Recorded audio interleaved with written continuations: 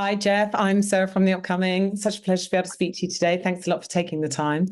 I guess for people who haven't already had the chance to see the Bikeriders yet, I know it's already been in cinemas, et cetera, but for people who haven't got to it yet, what can they expect from this amazing film? Some incredible performances, and hopefully to take 2 hours and go back in time to the 1960s.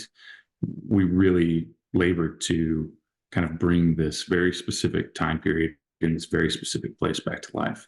And with the help of this incredible cast and all of my crew, I think we accomplished that. I think if you want to spend 2 hours in another time, come watch the Bikeriders.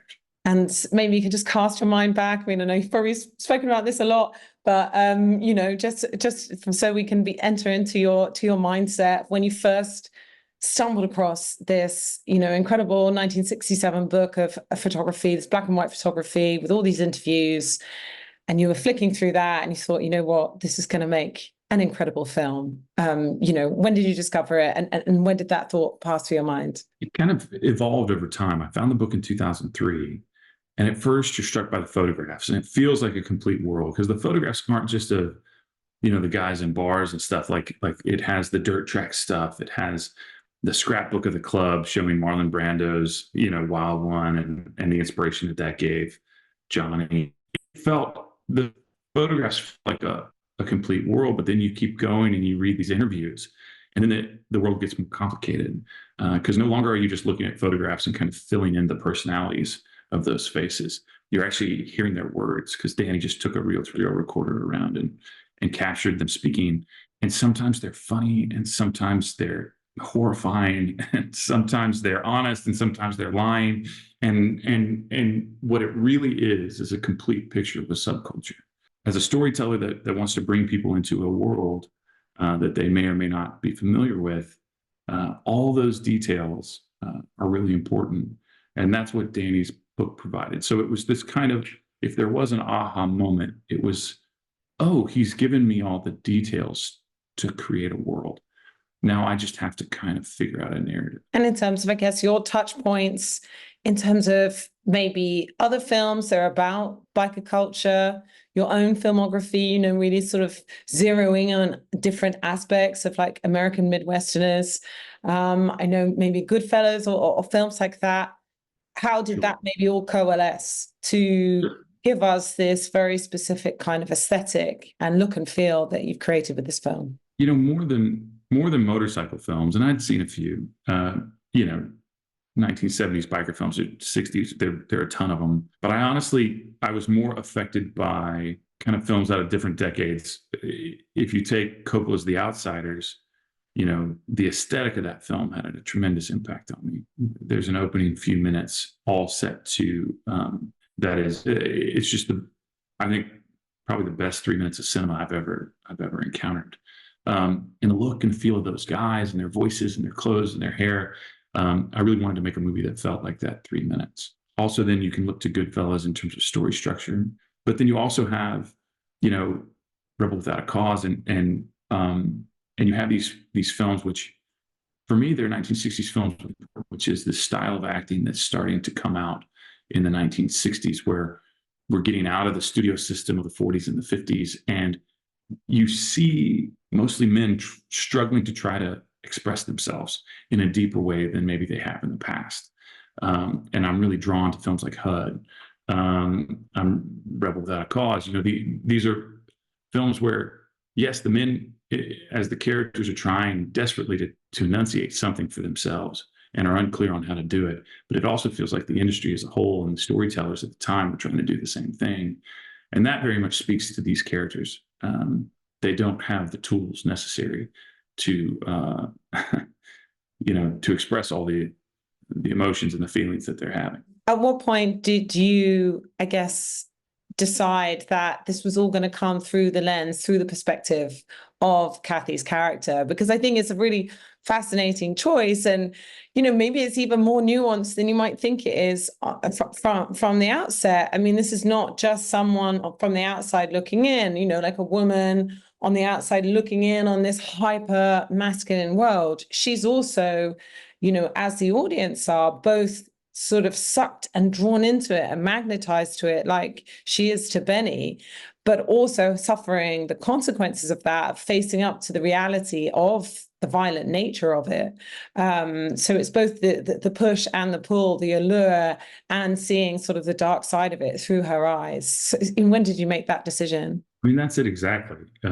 If she was a passive narrator, I mean, that's what Danny's character is in the film. You know, he's just an observer, and that's not Kathy at all. She represents the same tension that is in all of the other characters. You know, and you speak about it very, very well. You know, but it is this tension between something beautiful and something dangerous, and we're all drawn to that.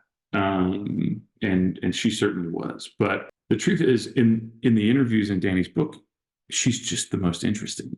In real life, she was the most interesting. And if you talk to Danny, he'll tell you pretty much the same thing. The other character he became really close friends with was Kat. You know, he'll tell you Kathy was the one that she just kind of lit up the room when she would start talking.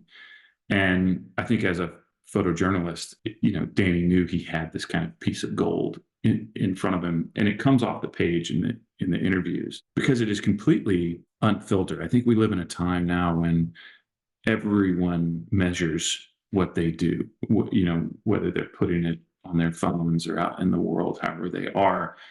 She was unfiltered to the point where some of the things she said are shocking, you know, and frustrating, but they're always true, you know, to her. It almost feels like she's, and Jodie speaks a lot about this on the press tour, which was interesting to hear. Like maybe no one had ever asked her before how she felt about things.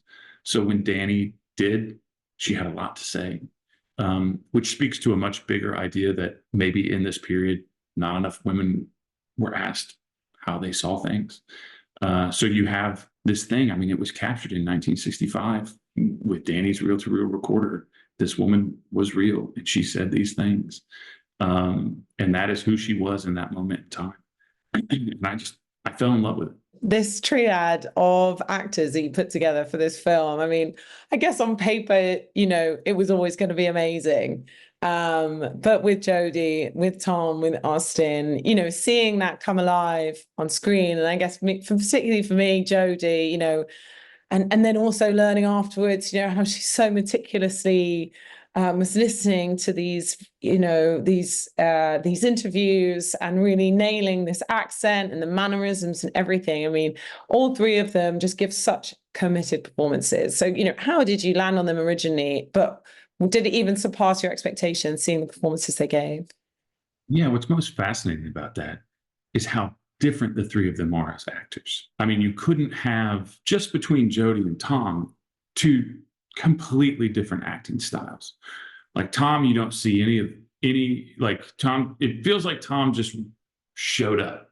And you know, Jodie has like thought about and calculated. What's amazing, there's so much life in both performances. You know, it's a real testament to the nature of acting that you know, you could have two, you know, totally different approaches. One that feels almost completely organic, like it just sprung from his brain in the moment. This is Tom. And Jodie, who you know, because of the voice that she's built and everything else, has done all of this work. And because I had listened to the interviews that the dialogue is based on, and I knew what she was hitting, the cadence that she was hitting, and the rhythm and everything else.